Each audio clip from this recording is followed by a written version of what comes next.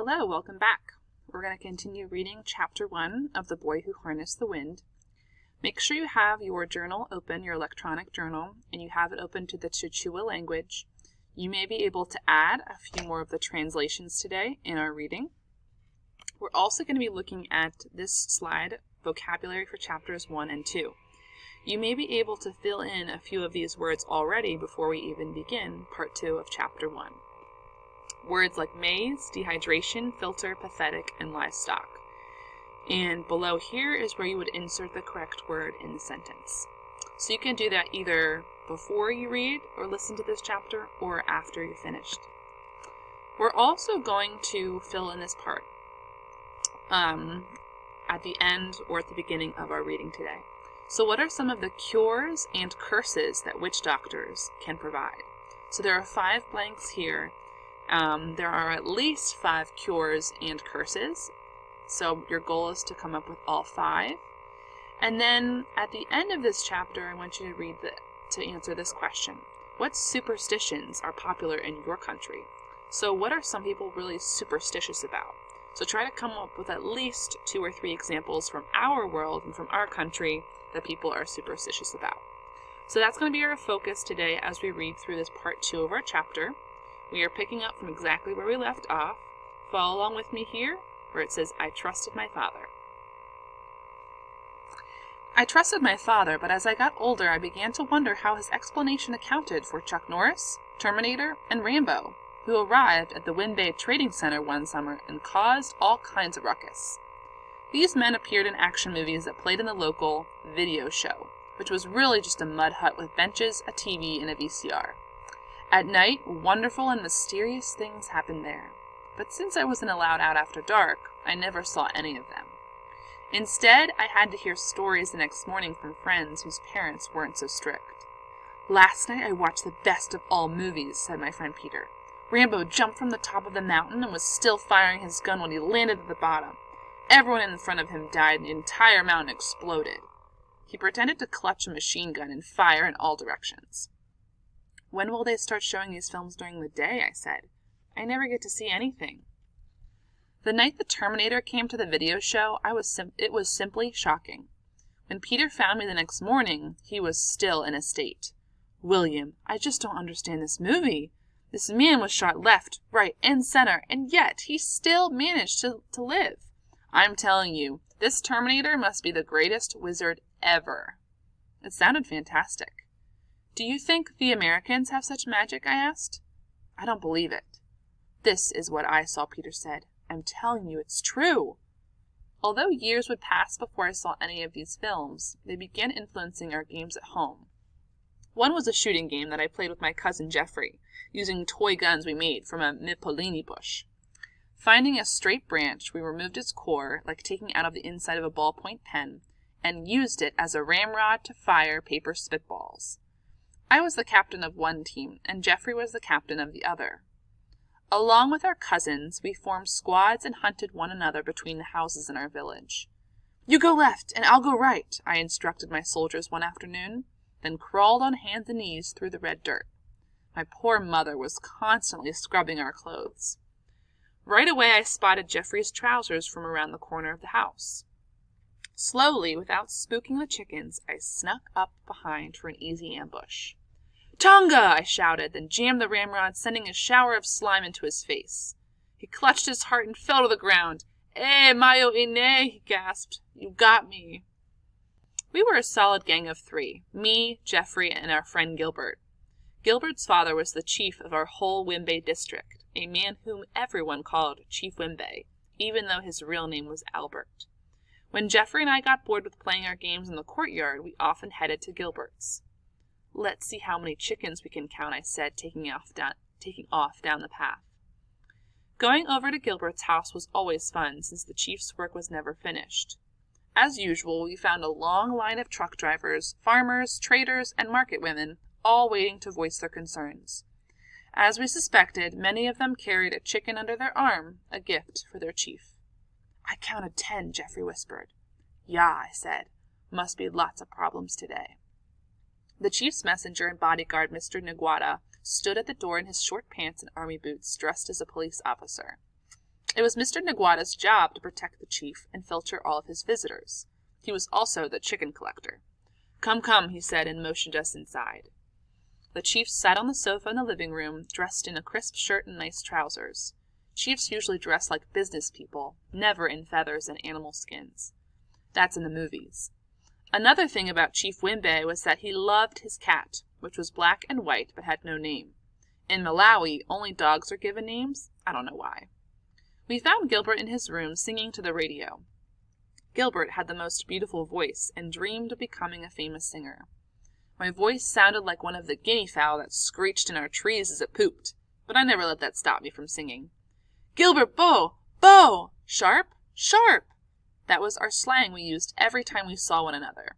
The word beau was short for bonjour, started by some chaps who were learning French in school and wanted to show off. It means hello in that language. I don't know where sharp came from, but it was like saying, "Are you cool?" If we were feeling really good, we went a bit further. "Sure? Sure. Fit? Fit. Eh? Let's go to the trading center," I said. "I bet there's a mountain of treasure outside Ofisi." Ofisi Boozing Center was the local bar in Wimbe. Its most popular drink was Shake Shake, a kind of beer made from corn that was sold in cardboard cartons. I wasn't allowed in Ofisi, but I'm guessing they didn't have a garbage can because every night the men tossed their empty cartons into the road. Gilbert, Jeffrey, and I liked to collect them. After we washed the cartons out with water, they made the perfect toy trucks. Even though we lived in a small village in Africa, we did many of the same things kids do all over the world. We just used different materials.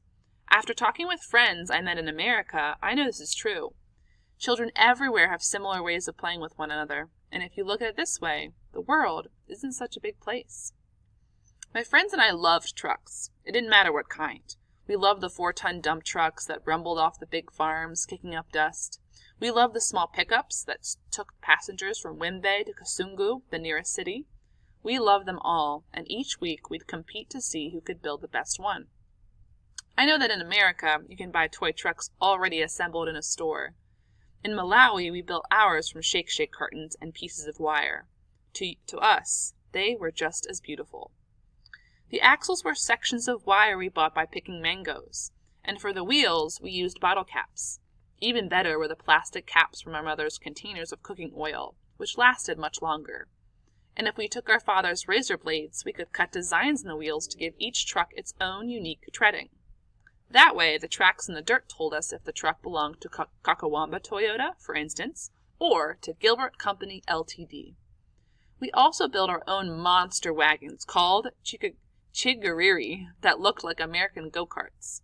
We made the frames from thick tree branches, careful to find ones with giant nuts or a fork that could be used as a seat. We then dug up large tuber roots called kawumbu that looked like mutant sweet potatoes and shaped them into wheels. The axles were poles carved from a blue gum tree. After everything was assembled, we tied it all together with vines and hoped it didn't fall apart. To make the car move, one person pulled with a long rope while the driver steered with his feet. With 2 cars side by side, we held derbies through the trading center. "Let's race! For sure! Last one to reach the barbershop will go blind! Go!" After the race, if we had some money in our pockets, we'd stop by Mr. Banda's shop for a cold bottle of Fanta and some dandy sweets. Mr. Banda ran the Malawian version of a convenience store. On his shelves were packages of margarine and powdered milk, since most people didn't have refrigerators at home to keep milk cold. He also sold aspirin, cough drops, lotions, bars of Lifebuoy soup, soap, and on the very bottom shelf, Drew's liver salts. I have no idea what liver salts were used for, but I'm certain they tasted rotten. Whenever we entered, Mr. Banda greeted us in our usual Malawian custom. "Muli Buwanji," he said. "How are you?" "Nadiri Bawino, Kayu Inyo," we answered. "I'm fine. How about you?" "Nadiri Bawino, Zikomo." "I'm fine. Thanks for asking." After that, it was more of the same stuff. "You boys keeping out of trouble?" "Yeah." "Helping your mother and father at home?" "Yeah." "Well, give them my greetings." "For sure." If we were really hungry, we combined our money and headed to the Kanyanyanya stand, which was like a Malawian fast food restaurant. It was really just a vat of boiling grease over a fire, but the fried goat meat and potatoes they served were heavenly. The man tending the fire would grunt and say, "How much?" And we would answer, "5 kwacha," or how much money we had. 5 kwacha was less than $1 American. The man then turned around and cut a few chunks of meat from a goat hanging from a rail. He dropped the meat into the boiling oil, followed by a handful of sliced potatoes. When everything floated to the top, he served it on a wooden counter along with a pile of salt for dipping. "Your mother is a good cook," Gilbert told me once, "but not as good as this. Yah." My parents wanted me home before dark, but that was my favorite time of day anyway. It was when my father and Uncle John, Jeffrey's father, finished their work in the maize fields and came home for supper. In the kitchen, my older sister Annie helped me and my mother prepare the food. Since we had no electricity, we still cooked everything over a fire. As Annie fed sticks into the flames, my mother stirred a pot of something delicious, letting the smells escape into the courtyard. Since I was a growing boy, it was hard for me to wait, even if I'd just eaten kanyenya in the trading center. With my stomach growling, I'd stand in the doorway begging. "Just a few more minutes," my mother would say. "By the time you wash your hands and face, it will be ready." Usually before supper, my cousins gathered in the courtyard and played soccer. Since we had no money for a real ball, we made our own, using plastic shopping bags. That we called jumbos, wadded together and tied with rope. They didn't have the same kind of bounce as a real soccer ball, but still allowed us to play. All across Africa, children used the same jumbo balls. If it was the rainy season when the mangoes were ripe, we filled our pails from the neighbors' trees and ate them for dessert. We bit into the juicy fruit and let the sweet syrup run down our fingers. If there wasn't any moonlight for playing soccer, my father gathered all of the children, cousins and all, in the living room, lit a kerosene lamp, and told us folk tales. "Be still and hush up," he would say. "Now, have I told you the story about the leopard and the lion?" "Tell it again, Papa." Sometimes my father forgot the stories and made up new ones as he went along, creating new characters and outrageous endings. And while we loved hearing these tales, the truth was that real life was sometimes difficult to distinguish from fantasy. During the time of year when we planted and harvested our maize, 2 jobs that required lots of work, my father and Uncle John hired someone to help them. The most famous of these workers were Mr. Feary, a man of incredible power. In fact, whenever John and my father needed to clear a new field for planting, they didn't even bother with tractors. Instead, they sent Feary, who yanked entire trees out of the ground as if they were weeds. Everyone knew that Feary's secret was Mangalamera, a kind of magic that delivered superhuman strength. Only the strongest wizards in Malawi could give you this potion, which came in a paste made from the bones of leopards and lions. To get the strength, the wizard cut your skin with special razor blades and rubbed the medicine into your blood.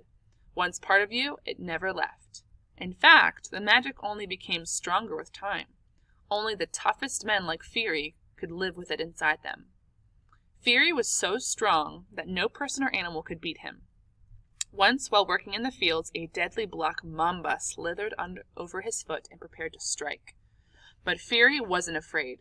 He reached down and whipped the mamba with a blade of grass, leaving it paralyzed. Then he grabbed it by the head and tossed it all the way to Mozambique.